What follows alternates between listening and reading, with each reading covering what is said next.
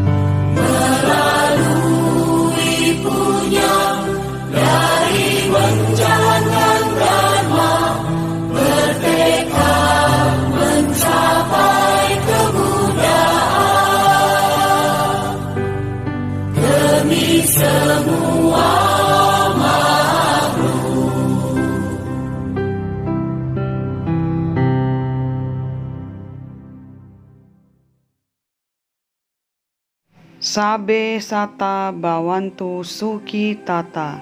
Semoga semua makhluk hidup berbahagia. Sadu, sadu, sadu. Pada materi sebelumnya kita sudah belajar sejarah penyiaran agama Buddha pada zaman Majapahit dan penjajahan.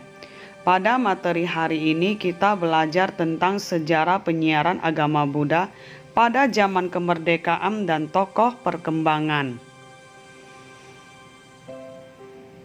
Tujuan dari pembelajaran ini agar dapat mengetahui perkembangan agama Buddha pada zaman kemerdekaan dan tokoh yang berperan dalam perkembangan agama Buddha. Gabungan Tridharma Indonesia, Perhimpunan Teosofi Indonesia, Perhimpunan Pemuda Teosofi Indonesia merupakan awal kebangkitan agama Buddha di Indonesia pada tahun 1956.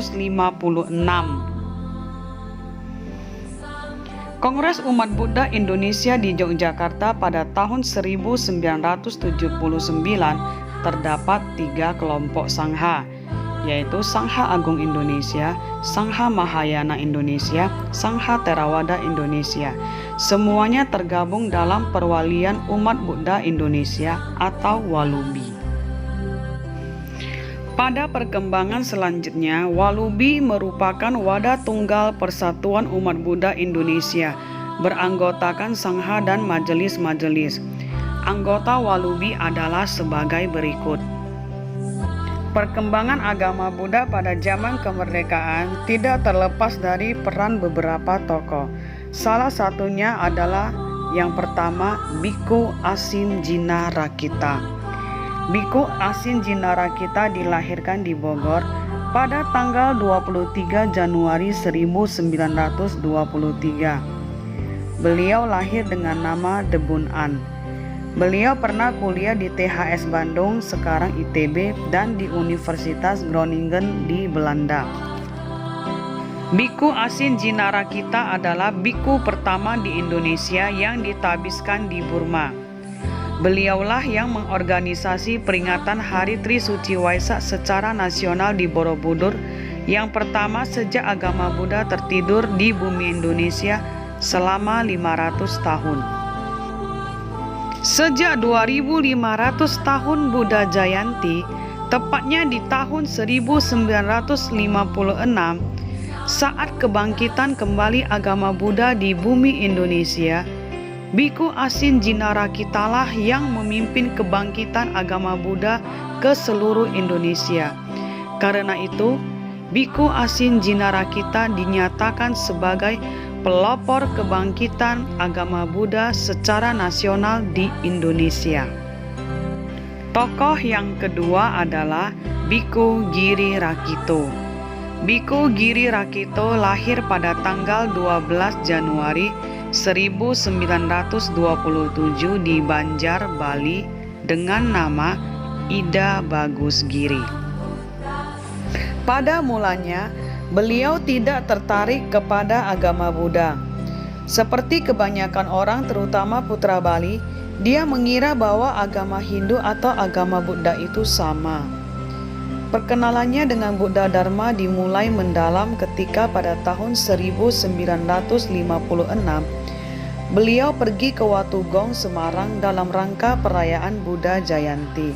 Tahun itu dikenal sebagai Tahun Buddha Jayanti karena konon Buddha pernah bersabda bahwa ajaranku ini akan tampak 2500 tahun lagi. Bhikkhu Giri Rakkhito pernah menjabat sebagai Ketua Umum Walubi. Selain itu, beliau juga dikenal sebagai pencipta lagu Buddhis seperti lagu Malam Suci Waisak, Anicca, Dukkha, dan lain-lain. Bhikkhu Giri Rakkhito juga pernah menjadi anggota MPR dan juga pernah menjadi dosen di Universitas Udayana, Bali. Bhikkhu Giri Rakkhito wafat pada hari Minggu 5 Januari tahun 1997 pada usia 70 tahun. Beliau begitu banyak berjasa dalam memajukan perkembangan agama Buddha di Indonesia. Figurnya yang lembut, memiliki wawasan luas, memperlakukan semua orang dengan sikap yang sama, serta mempunyai perhatian yang besar terhadap umat Buddha. Tokoh yang berikutnya adalah Ongki Chai. Beliau adalah orang yang memprakarsai lahirnya Perhimpunan Tempat Ibadah Tridharma pada tahun 1966. Kemudian disusul dengan lahirnya Majelis Rohaniawan Tridharma se-Indonesia dan Majelis Rohaniawan Tridharma Indonesia yang berasal dari Seksi Penceramah Gabungan Tridharma Indonesia.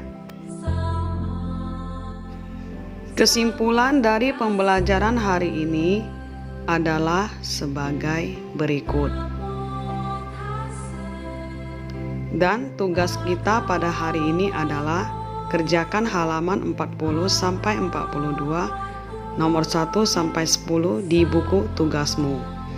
Kemudian baca buku halaman 71 sampai 81 untuk materi selanjutnya.